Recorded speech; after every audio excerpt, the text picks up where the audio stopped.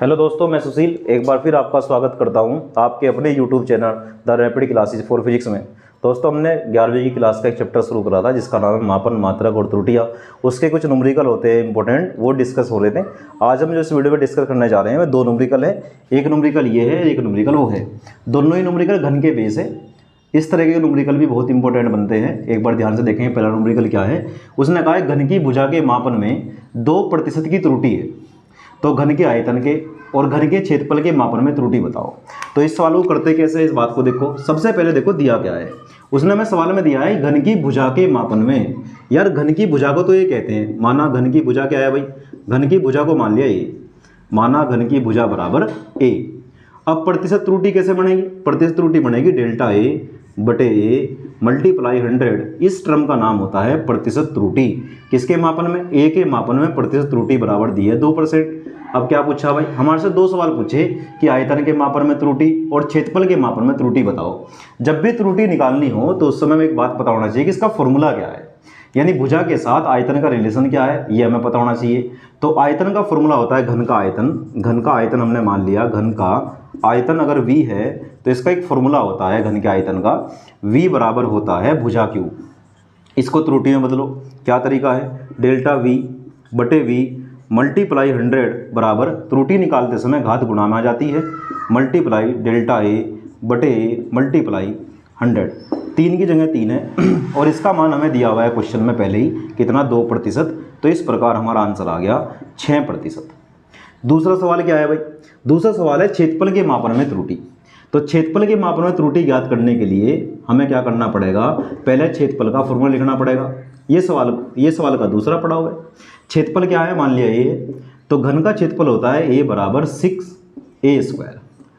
इसको त्रुटि में बदलो, डेल्टा ए बटे ए मल्टीप्लाई 100 बराबर, जब त्रुटि लिखते हैं तो नियतांक घट जाते हैं, ये घात नीचे आ जाएगी 2, यहाँ आगा डेल्टा ए बटे ए मल्टीप्लाई 100।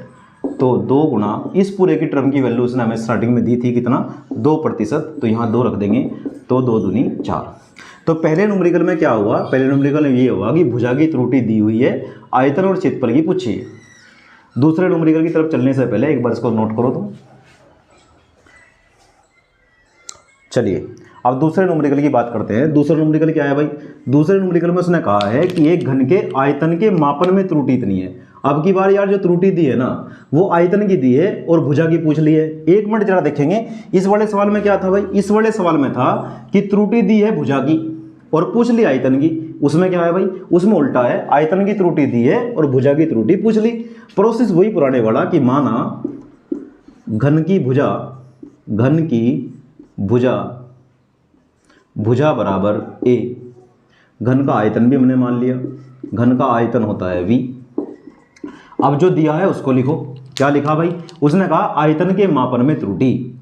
आयतन माने डेल्टा v बटे v मल्टीप्लाई 100, इसका मान दिया है 9%। पूछ क्या रहा भाई, भुजा के मापन में त्रुटि। तो भुजा के बनाने के लिए आयतन का फॉर्मूला लिखो, v बराबर होता है a क्यूब, इसको त्रुटि में बदलो, डेल्टा v बटे v मल्टीप्लाई 100 बराबर, इसको बदलो घात नीचे, ऊपर क्या बचेगा, डेल्टा a बटे a गुणा 100। इस पूरे की वैल्यू इस बार दी है, इस पूरे की वैल्यू दी है 9%। उधर क्या है 3 मल्टीप्लाई डेल्टा a बटे a गुणा 100। 3 से इसको डिवाइड कर देंगे, 3 आ जाएगा। तो इसका मतलब हमारा आ गया डेल्टा a बटे मल्टीप्लाई 100 बराबर 3%। यानी इस वीडियो में मैंने बात करी थी कि घन के सवाल दो प्रकार से बनते हैं। एक बार वो भुजा की त्रुटि देकर आयतन की पूछ लेगा और एक बार वो आयतन की त्रुटि देकर भुजा की पूछ लेगा। एक बार सब बच्चे इसको स्क्रीनशॉट लेकर नोट करेंगे। आज की वीडियो में हमने जानने का प्रयास करा कि घन के न्यूमेरिकल कैसे करते हैं, ये भी एक इंपॉर्टेंट न्यूमेरिकल है। नेक्स्ट वीडियो में अगले न्यूमेरिकलों की बात करेंगे। आज के लिए इतना ही काफ़ी है, मिलते हैं नेक्स्ट वीडियो में। Thanks for watching.